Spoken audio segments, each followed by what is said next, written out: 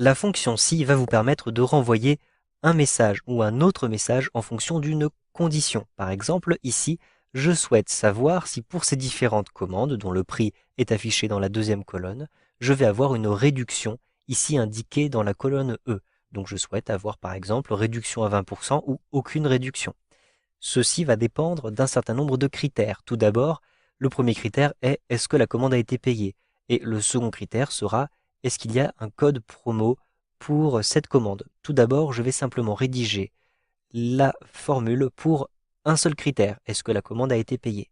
Donc je clique à cet endroit-ci et je vais rentrer la fonction si. Donc je rentre égal si SI. Ensuite, j'ouvre ma parenthèse. Et ici, je vais indiquer quelle est ma condition. Donc la condition est d'avoir ici C2 est égal à oui. Donc j'ouvre la parenthèse à nouveau, j'ai donc une deuxième parenthèse et j'indique C2 est égal à oui. Et entre guillemets, je mets oui puisqu'il s'agit d'un texte, donc il faut absolument les guillemets. Je ferme maintenant ma parenthèse. J'ai donc, vous le voyez, un niveau de parenthèse supplémentaire à cause du test logique.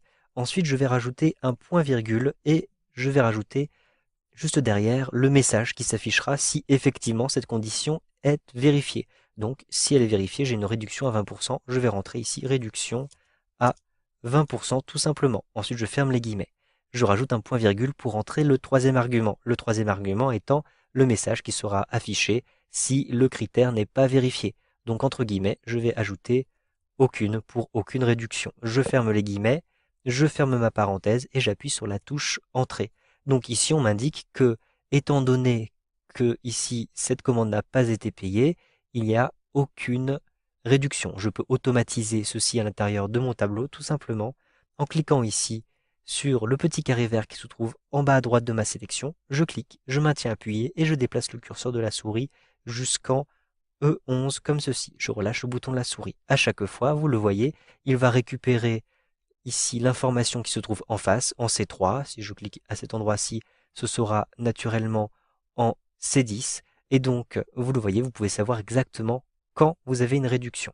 Je vais maintenant supprimer ces différents éléments. Donc, je sélectionne et j'appuie sur la touche Supr pour modifier ma fonction et ajouter un deuxième critère. En effet, je souhaite aussi qu'il y ait un code promotion, sinon cela ne fonctionne pas. Donc, je vais rajouter le deuxième critère ici, juste devant mon premier point virgule. Donc je vais bien sélectionner précisément devant le point virgule, comme vous pouvez le voir. Ensuite, je vais indiquer qu'il s'agit d'un deuxième critère. Donc je peux utiliser simplement un opérateur et. Donc je rajoute une étoile et je rajoute et comme ceci, ET. Cela me permet d'indiquer que c'est bien un deuxième critère. Ensuite, entre parenthèses, donc j'ouvre la parenthèse, je souhaite que D2 soit aussi égal à oui. Donc je rentre entre guillemets oui comme ceci. D2 est égal à entre guillemets oui. Je peux fermer ma parenthèse. J'ai donc maintenant deux tests logiques qui sont effectués. Vous le voyez, le premier ici et le deuxième ici. Tandis que les messages sont toujours exactement les mêmes. Je vérifie que toutes les parenthèses ont bien été fermées et j'appuie sur la touche Entrée. On m'indique ici qu'il n'y a aucune réduction de 20% puisque effectivement cette commande n'a ni été payée ni été accompagnée d'un code promotion. Je vais ensuite automatiser cette formule-ci avec un glisser-déplacer à l'intérieur de mon tableau. Et donc ici, je vais avoir effectivement une réduction à 20% puisque j'ai à la fois un code promotion et une commande qui a été payée. Cependant, ici, lorsque je n'ai pas le code promotion, même si la commande a été payée, je n'ai pas de réduction. Donc vous voyez que les tests logiques ont bien été effectués.